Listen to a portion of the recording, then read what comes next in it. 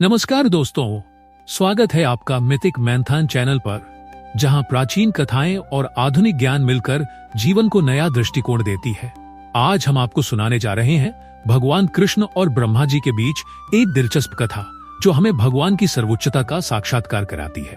तो चलिए शुरुआत करते हैं। एक बार की बात है, ब्रह्मा जी सृष्टि के रचनाकार ब्रह्मलोक में विश्राम कर रहे थे। तभी नारद मुनि उनके पास आए और बोले, भगवान कृष्ण को महाविष्णु का रूप माना जाता है, पर मुझे ऐसा नहीं लगता। आपके विचार क्या है ब्रह्मा जी? ब्रह्मा जी सोच में पड़ गए और बोले, नारद, अब जब तुमने यह सवाल उठाया है तो मुझे इसे खुद ही परखना चाहिए। नारद मुनि उन्हें अकेला छोड़कर चले गए ताकि ब्रह्मा जी अपनी योजना पर विचार कर सके। कुछ दिन बाद भगवान कृष्ण अपने गोपालों के साथ गायों को चराते हुए एक जगह बैठे थे। घंटों खेलने के बाद कृष्ण बोले, चलो दोस्तों, अब हम सब मिलकर भोजन करते हैं। सभी गोप बच्चे एक छांव के नीचे बैठकर भोजन करने लगे। इस बीच ब्रह्मा जी ने चुपके से सभी गायों को छिपा लिया।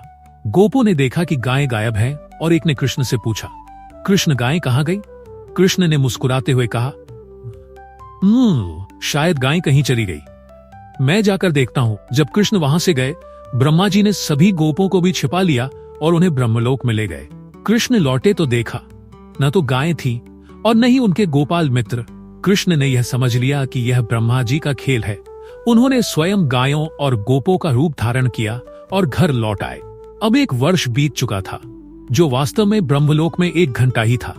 ब्रह्मा जी यह देखने के लिए पृथ्वी पर आए कि कृष्ण को अपनी गायों और गोपों के बिना क्या प्रतिक्रिया होगी। परंतु आश्चर्यचकित ब्रह्मा जी ने देखा कि कृष्ण के पास सभी गोप और गाय पहले की तरह मौजूद थी। और तभी कृष्ण ने उन्हें भगवान विष्णु का दिव्य रूप दिखाया। ब्रह्मा जी को समझ में आ गया कि कृष्ण स्वयं ही सर्वोच्च भगवान है, जो ब्रह्मा जी से भी परे है।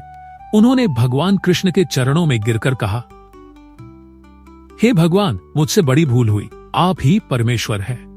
दोस्तों, इस कथा से हमें यह सीखने को मिलता है कि भगवान कृष्ण के रूप में श्री विष्णु स्वयं ही सृष्टि के पालनहार है और उनका प्रत्येक कार्य हमें उच्चतम सत्य की ओर मार्गदर्शन करता है। अगर आपको यह कहानी पसंद आई हो तो हमारे चैनल मिथिक मैंथन को सब्सक्राइब करें और इस वीडियो को अपने दोस्तों के साथ शेयर करें। हम मिलेंगे अगले वीडियो में और एक और प्राचीन कथा के साथ। तब तक के लिए जय श्री कृष्ण।